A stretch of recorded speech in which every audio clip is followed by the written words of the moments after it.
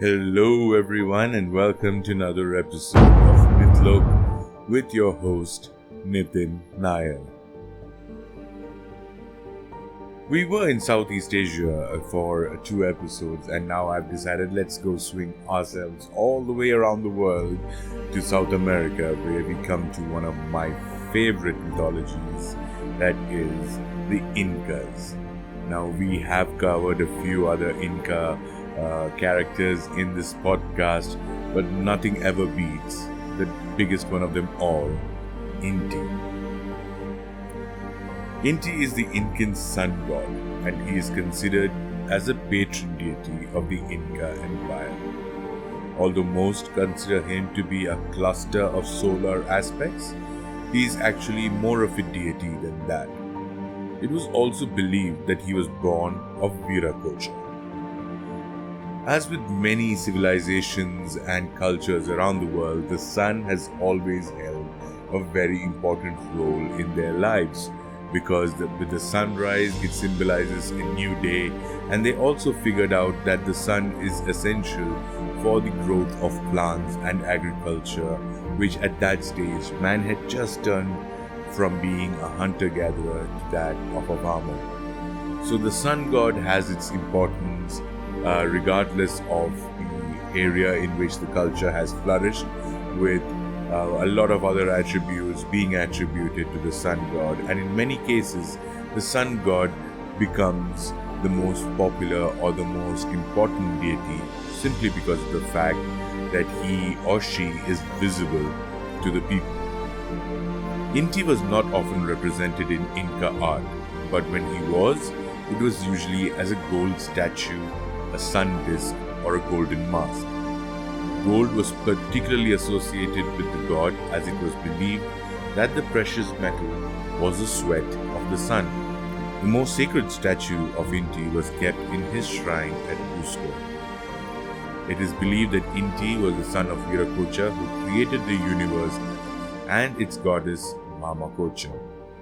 There were 2 daughters named Kila and Panchamama, and they were worshipped as a goddess of the moon and earth.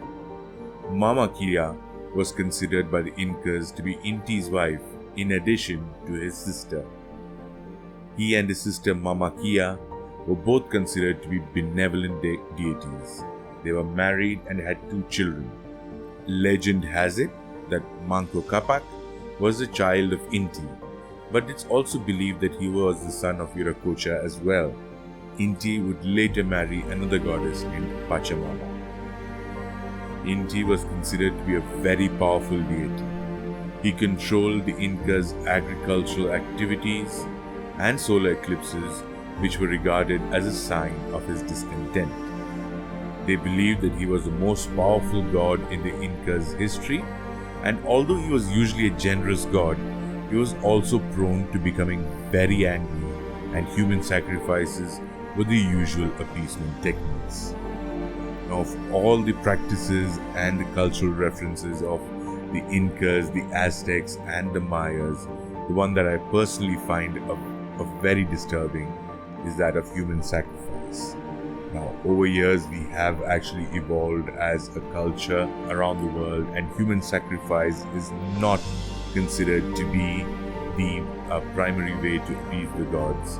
But we still have a long way to go before we can actually start providing animals with the same amount of respect as well. The festival of Inti Raymi is still celebrated today in certain parts of Peru and is still very much a part of the culture of the region.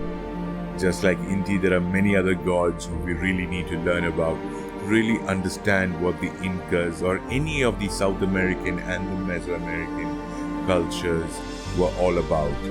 There has been many attempts to bring their stories to life via movies and other different pop culture references, but then nothing beats actual study and research into these long lost civilizations to help us understand how they function, how their society worked, and most importantly, where did they disappear.